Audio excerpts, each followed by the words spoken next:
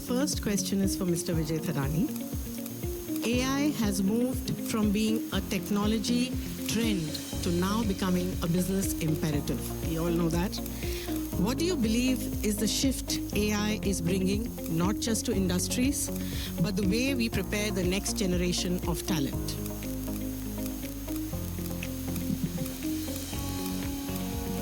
Okay. I think AI will have a profound impact on just about anything and everything that we do. It is about to have some of those effects felt. But even now, I would say most of the organizations are still experimenting with technology, if I may use a stronger word, flirting with technology, but not yet committing themselves to the technology. There have been some pilots which have got good results, but in terms of actual impact on the bottom line, it is just beginning to get felt. There are some reports which are talking about that. But that's in the industry. In simple words, all that I would like to say is business transformation is the single largest benefit the industry will get. But learning, and Aruna, you talked about learning, I think in learning there will be a profound impact. AI will have a profound impact on the way learning takes place. So far, the small impact that we have seen is teachers are becoming more efficient by using AI in their academic administration work, in their course preparation work, in their exercise development, exam development. Students are becoming proficient in first seeing how do they cheat the system in getting better marks, AI to write their essays for them, right? AI to do the work that they are supposed to do to demonstrate that they are actually benefiting. And I think now people are beginning to realize that that stage is over and AI can actually have a profound impact. One thing which is very common between NIIT University and what AI can do, NIIT University is committing to teach you how to learn rather than learn things. Learning how to learn is what you learn at NIIT University. AI enables that by making all that there is to learn available to you. So, the first impact that AI will have is ensuring that all the learning and the learning experience you have while experiencing learning is captured by AI. And one way by which NIIT is doing that is creating AI coaches. So imagine you have an AI buddy available to you who is with you from day one, who can see what you like, what you don't like. It can see what you should plan for so that you can plan your schedule appropriately. It can make sure that you do the right revisions for the right exams at the right time and do your work. And actually you sit down and write your essays yourself and then AI critiques it. Other than you're delegating the essay writing itself to AI. Once you do that, it will contribute to accelerated learning for you. So learning how to learn, if that is what has to become the order of the day, and being agile and learn how to learn new things is the order of the day, then I think AI will play a very important role in your lives. Thank you. That's a question now, of course, logically is to Professor Devapam. Engineering was traditionally about solving known problems. With AI, that's changing quite a lot. And how should engineering education evolve to prepare students for problems that haven't yet been defined? Thanks. So, now this is a very unique question, and I want you all young graduates to actually understand the solution to this problem. Now, if you see, now in this world of AI, and AI is getting deeply integrated into our curriculum, our lives, and at every place. What is, however, unique is that, as Bhaskar also mentioned, that there are two aspects to the system. One is the AI assistants or the AI agents that have now become very mature and are there to assist you. There are certain skills, certain human skills that are still important and critical for the whole system to actually work. Now, if you see, with an AI agent, you can do many things, but there are two critical things that a budding engineer must know how to address. The first is the problem solving, and the second is the system design. So, if you're solving a problem using an algorithm with the best time complexity, also taking care of the edge cases and all, so that is something AI may not be able to do at this point of time. But more importantly, with all the technologies that we are using, especially a technology that is ServiceNow, you will be able to actually do system design and develop different kind of solutions to real life problems.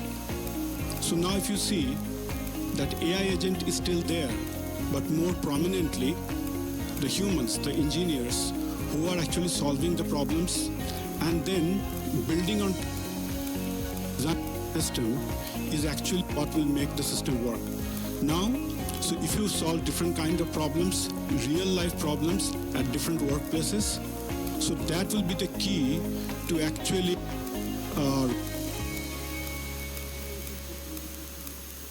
beyond that, solving skills, more importantly, the system design skills will be very, very critical. And this has come in a very auspicious day. As President Sir has also mentioned, the AI day and all, with all the tools that we have, the ServiceNow and all the allied technologies that we have, if you become an expert in system design, you can solve any kind of real problems in the world. So that is the key. Thank you. And system design is the buzzword for you to latch on to. My next question again comes to Mr. Vijay Thadani. If you are redesigning higher education today for an AI-first world, what would you do differently?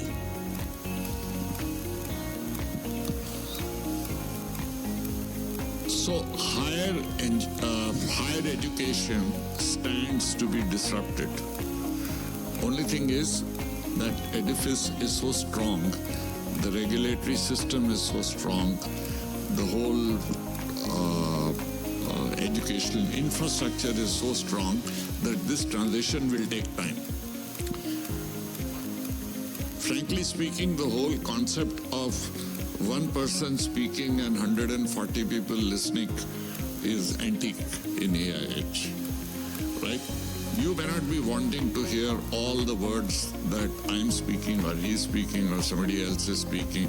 You may want only 2 sentences of mine and 3 of his and not the same ones.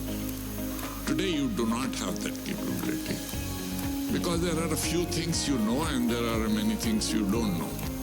You would like to have your learning focused on what you don't know. And therefore, one real benefit which AI will bring is personalized learning. So there's a concept on which we have been working of. How do we work on a class of 1? Assume that for every student, this class is only being held for that person and not for the others. And if every student feels the same and gets exactly the kind of attention and the kind of intonation, the kind of language, the kind of examples that the student would like to have, then that's when learning will stand maximized. So today, a lot of learning is just in case you may need it, just in case you don't know it, just in case you didn't get it so far. I think it will become just in time because you need it, you will get it. And you will therefore be able to build your whole learnability as well as learning capabilities or the learning or the capabilities very, very differently from the way you are done. Look at the outside of higher education system. So far, the higher education system stood till very recently for providing strong foundations of knowledge and a little bit of practice to make sure that that knowledge is worth it. We realize that that's not yet meeting the needs of the industry.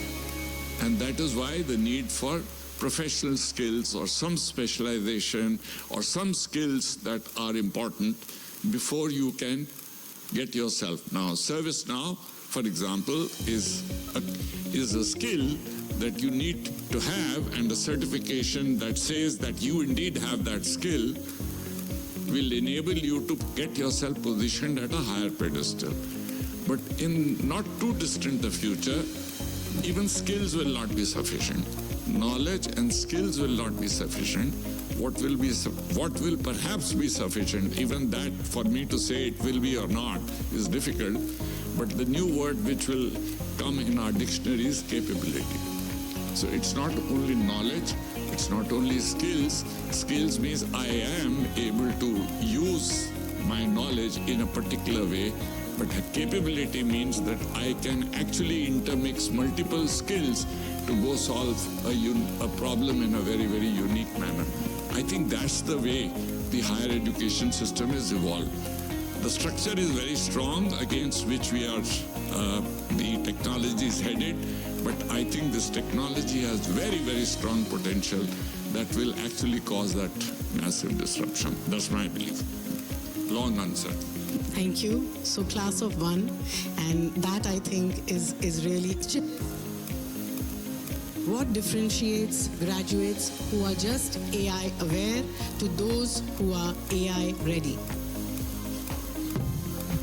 I think more than what differentiates graduates, I would say what constraints graduates feel as they look at what their ambition is. I think as you look at AI and as you look at your next 4 years or 5 years of your life, what AI can do and what you should look at AI doing for you is remove constraints from your ambition. I think with AI, you could have limitless ambition. It took in the 1960s a whole nation to have an ambition to put a man on the moon. I don't think that constraint exists today.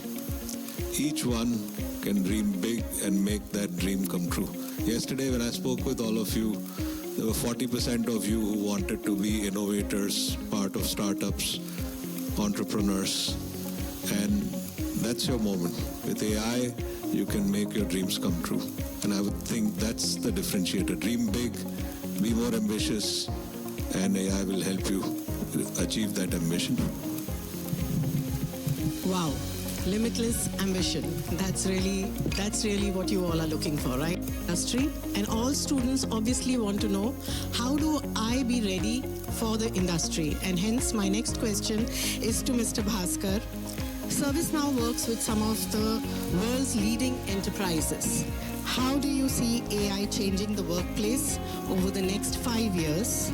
And what capabilities will organizations value in young professionals?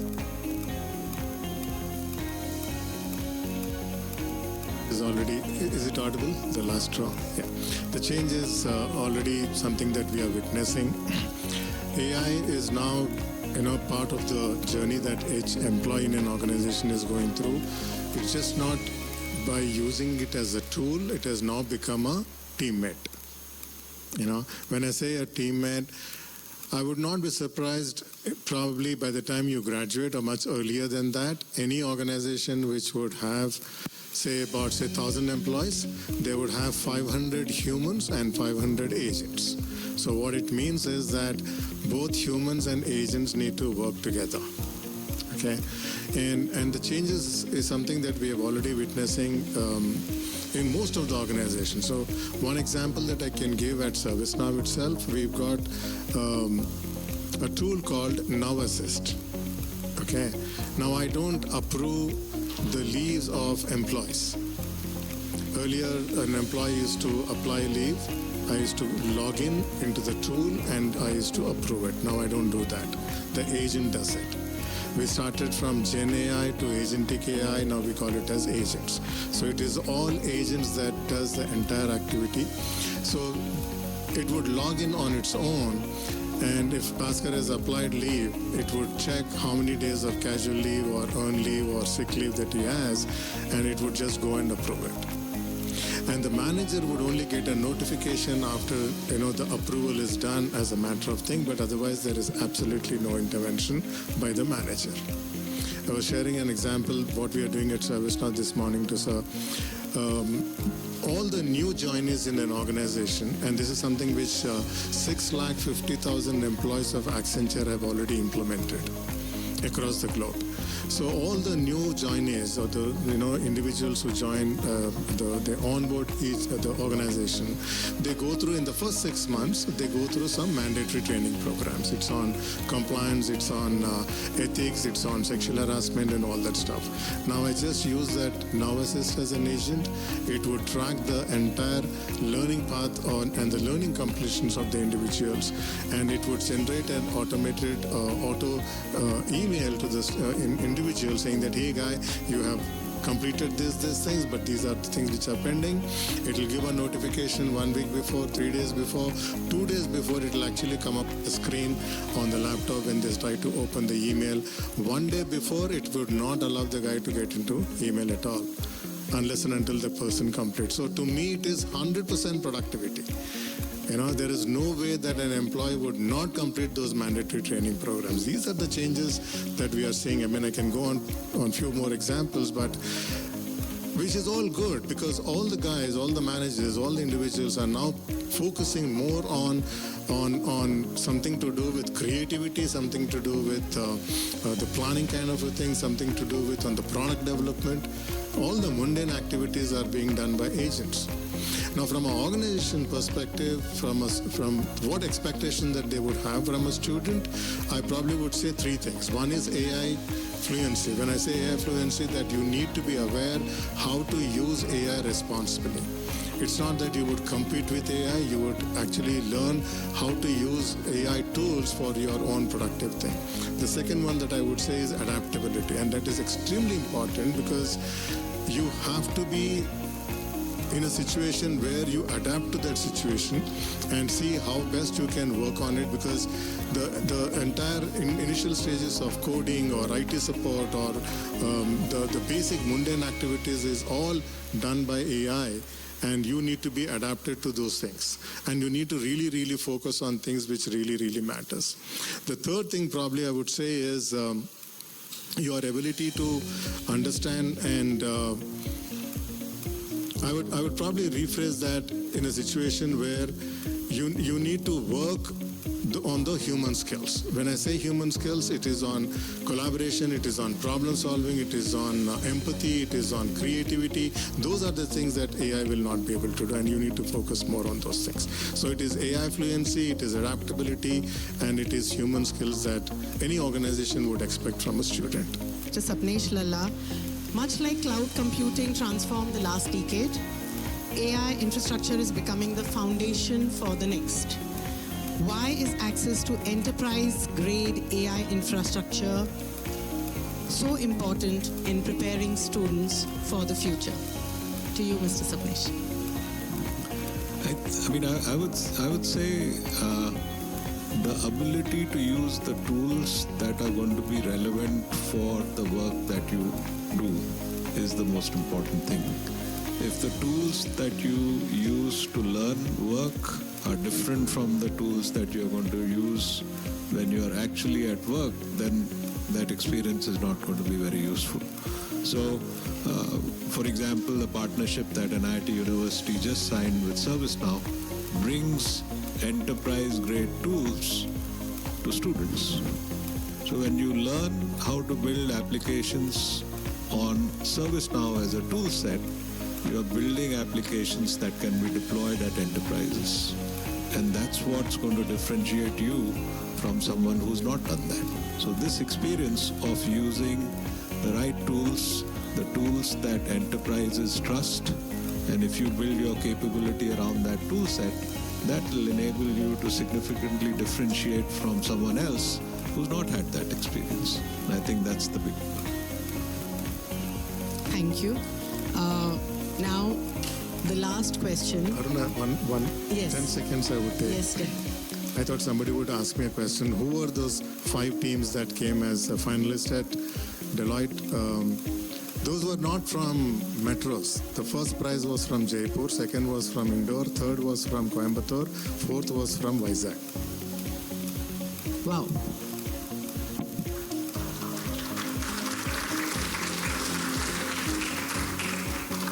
We are talking of the future 5 teams. The first one will be from Nimrana, the second, third, and fourth from wherever else. Yes, absolutely. So now I notice, in the audience, it's a good diversity mix. And while most are paying attention, some are obviously, sleeping like we all do in classrooms. So this question is really important and it's directed to Professor Devapam. How do we ensure that students don't become over-dependent on AI while still embracing its enormous potential? Yeah, it's a very important question, and you should kind of try to remember the answer to this and the effect of this that's going to come in your engineering studies. So, see, these AI agents and AI tools that we have all the time is going to improve your work and is going to improve the efficiency of your work. However, it's only going to do so when your concepts, your development skills, the diverse knowledge that you will develop throughout the 4 years of engineering degree. So all these concrete concepts, applications, hard work, without the use of these AI tools at that point of time. So once you develop all these and you have a concrete understanding of how these things actually work, is then only you will see these AI agents are helpful to you. Otherwise, these AI agents at many times, they suffer from what we call hallucinations also. Because they have this real-time limitation of responding to your queries or to the development questions that you're putting to them. If you don't have those concrete concepts and applications that you have developed through your degree, then you won't be able to even understand that the solution or the interim answers that they're giving to your broader problem is actually right or not. So at the end of the day, the classic subjects, your electives, your open electives, science, applied mathematics, statistics, all these concrete concepts are going to be very, very useful. They are going to help you understand the difference and use these systems effectively. Thank you. Thank you. This, out of my own experience, own learning, and whatever that I have witnessed or been witnessing in the past few years. A lot of students who go through that entire training program, I'll give an example of ServiceNow itself. They go through this 100 hours of training. They also get certified. There are 2 certification exams which I said that the student would go through, Certified System Administrator, Certified Application Developer. Now, getting certified is a sense of credibility and credential. Absolutely fine with that. But it is definitely not a passport for you to become job ready. And I'll give an example. I'm talking about students who graduated in 2026 batch. TCS came up and said, Bhaskar, we are expanding ServiceNow practice across the country. We have set up, we have new ServiceNow practice centers in Indore, in Jaipur, in Coimbatore, and one more location. And they wanted to hire students from the campus. I gave them close to about 1,100 certified students across the country. Because the prerequisite to apply in TCS was the student need to be certified in both exams. So I was pretty happy that I have given them the actual talent that is required by TCS, and the prerequisite is that the students are certified in both the tracks. TCS came back saying that, Bhaskar, we could hire only 220 students from 1,100 students. And they said, the students are all certified, no questions about it, but they lack the basic concepts, and in the technical interview that we have had, they were not able to answer the basic concepts. Now, should I say that the students are certified, but your questions were wrong? In the sense, probably the interviewer was expecting the students to be job ready on day one, or expectation was that the student would be a billable resource in the first 90 days time. Okay? And then again the discussion went back to the team out there saying that, hey guys, the students are trained, they are certified. I'm not saying that they are job ready. You probably need to put in another 6 months time for them to become job ready. But their expectation was that the guy need to be job ready on day one. So there's a huge gap. Students are certified, but they were not able to clear the basic interviews at TCS. They came back again saying that, Bhaskar, we would need another set of profiles because we have another 100 openings out there. I also need to share, it is slightly out of this thing, but I would want to share that context, that TCS was very transparent. They said, we have 2 levels, 3 levels of compensation that we would set up, and the highest level of compensation was about 12.5 lakh. They call it as Prime. They call it as Ninja, they call it as Digital, they call it as Prime. And based on my conversation to them, I said the students are certified, hence they need to be put up into a compensation which is probably at Digital and at Prime. And they said absolutely fine. Students who are able to crack the technical interview and they're based on their academic marks as well, we would position them into the Prime slot. But then the students did not or could not, clear the basic interviews. Now that was absolutely a learning and lesson to me. And then for students graduating in 2027, the new thing that we have started is we started talking to these hiring organizations, and we launched something called hackathons. Okay. Now the prerequisite to attend or participate in the hackathon is they need to be certified. The second prerequisite is the students need to form a group of 4 or 6 students as a team, and they can participate in the hackathon. Now Deloitte was the first organization with whom we have done hackathon last year. They have given us 35 problem statements, and each of the problem statements has cut across all industries. They had something on healthcare, education, BFSI. They've had on universities as well. There was one problem statement, I still remember. They wanted to automate the entire placement organization at a click of a button. So the students were allowed to, choose any of the problem statements. The students need to choose only the problem statements that are given by Deloitte. They are not allowed to choose their own problem statement, point number 1. Point number 2, more than one team can choose the same problem statement, absolutely no issues.